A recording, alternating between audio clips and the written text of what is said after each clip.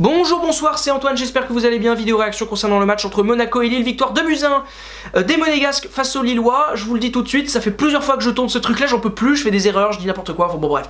On va essayer de rester calme, c'est pas parce que je lance un nouveau média, coup de sifflet, que c'est une nouvelle chaîne YouTube, nanani, que tous mes défauts vont être gommés. Là j'en peux plus, là ça fait 20 fois que je commence le début de vidéo, j'en peux plus. En plus c'est pas comme si le match dont je vais vous parler pour inaugurer cette chaîne était fou. Hein, vraiment pas, c'était pas dingue. Et puis pour ceux qui viennent de la prolongue, c'est évidemment pas la première vidéo, vous l'avez vu, hein, il y en a eu plein d'autres, mais sachez qu'il y a un nouveau média qui s'appelle Coup de sifflet qui est très bien. Donc, vidéo ce soir concernant le match entre Monaco et Lille. Honnêtement, le match était super important pour Monaco. Tu mets ce soir, grâce à cette victoire, Marseille à 7 points, ce qui est énorme, en sachant quand même que Marseille va recevoir Lyon et que Marseille cette saison dans les gros matchs c'est un peu compliqué, donc tu peux espérer un faux pas de l'OM du côté de Monaco.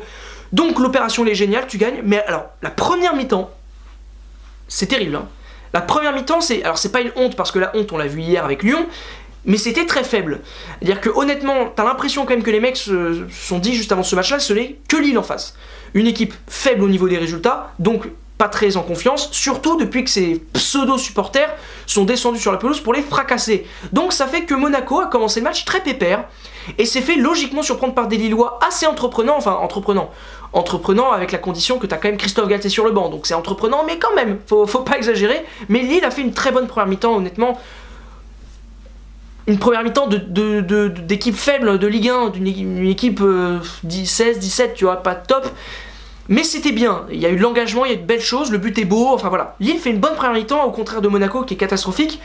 Et honnêtement, ça fait plusieurs fois que je dis honnêtement, et vraiment si Ronny Lopez, inévitable en ce moment, hein, Ronny Lopez, à chaque fois que Monaco marque, c'est lui, ou presque.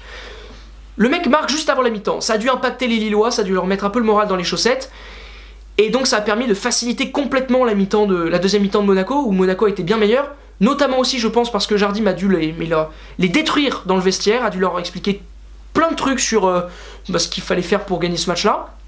Il fait du coaching à la mi-temps, ce qui est assez rare quand même hein, dans le monde du foot aujourd'hui, de faire un remplacement dès la deuxième mi-temps. Il fait rentrer Jovetic à la place de Keita Baldé, qui a été inexistant ce soir, et ça a marché, ça a cartonné, parce que le mec marque. Un super but d'ailleurs, super touché de balle. Enfin, vraiment très bon pour Monaco, vraiment très bien, avec en plus de ça, une mi-temps, enfin un match sans Fabinho quand même, ils ont joué sans Fabinho ce soir. Ils ont joué avec un Falcao très diminué qui revient de blessure et qui a pas pu tenir très longtemps. Au bout de 65 minutes, tu le sentais que le mec il était quand même un peu cramé.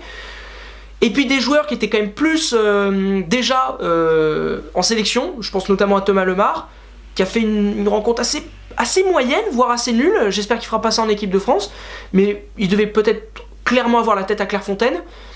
Une défense centrale pas top, enfin le match de Monaco n'est pas bon ce soir, mais au moins en deuxième mi-temps ils ont été sérieux, face à une équipe de Lille qui pour le coup en deuxième mi-temps a vraiment marqué le pas. Je pense que physiquement déjà ils étaient un peu fatigués après tous les efforts qu'ils avaient fournis en première mi-temps, et puis en plus de ça je pense que ce but effectivement juste avant la mi-temps les a un peu achevés quoi, ils ont pas su se relever. Mais donc c'est très important pour l'ASM qui gagne ce match là, juste avant cet Olympico qui va vraiment tout déterminer sur cette fin de saison. Si l'OM s'impose, il y aura un semblant de suspense pour la deuxième place, parce que malgré tout, je n'imagine pas Monaco se faire détrôner et dépasser par l'OM. Et alors en cas de victoire de Lyon, le suspense sera pour la troisième place, mais alors la deuxième place sera déjà acquise pour l'ASM. Ce qui est finalement bien pour Monaco, quand on regarde bien, Monaco fait une saison plutôt pas mal, alors mis à part ce parcours européen plus que faible, et cette phase de poule de Ligue des Champions ratée, ils sont en finale de Coupe de la Ligue, et ils vont pour l'instant être deuxième de Ligue 1, c'est bien pour une équipe qui a quand même beaucoup vendu pendant l'été, sans acheter forcément beaucoup pour le même niveau. Donc c'est positif pour l'ASM, globalement cette saison encore une fois, faut le dire. Monaco gère bien, notamment grâce à Jardim, qui encore une fois ce soir a été inspiré par ses changements. Donc il a fait rentrer Jovetic à la mi-temps qui a marqué, il a même fait rentrer Ndoram qui je trouve a apporté un peu de sérénité dans ce milieu de terrain là. Bon, Ghezal, j'avoue que j'ai pas trop vu son utilité, mais voilà, il est bon quoi, il fait bien tourner son effectif, c'est un super coach quoi. Donc vraiment, bravo à Monaco qui s'est imposé ce soir, bravo à Lille aussi, parce que Lille a quand même fait un bon match malgré tout, malgré la situation compliquée qu'ils ont vécue la semaine dernière, malgré la saison pourrie qu'ils sont en train de vivre. Je les ai trouvés vraiment courageux en première mi-temps, et c'est avec ce genre de valeur là, alors c'était Monaco ce soir, c'était peut-être trop fort, mais c'est avec ce genre de valeur là que Lille peut le faire, et que Lille peut peut-être se maintenir, et j'ai pas envie de voir Lille descendre, honnêtement. je suis pas censé forcément donner mon avis sur quelle équipe j'aime bien et tout, mais pour moi Lille en Ligue 2 c'est pour moi c'est inconcevable. Donc j'espère qu'ils seront là en Ligue 1 l'année prochaine et que Gérard Lopez les aura pas tués quoi, tout simplement. Merci beaucoup d'avoir regardé cette vidéo réaction, j'espère qu'elle vous a plu, likez, commentez, partagez si c'est le cas, abonnez-vous à la chaîne de la Prolongue et à la chaîne évidemment Coup de Sifflet, et à demain pour une nouvelle vidéo concernant la petite Ligue 1 Conforama.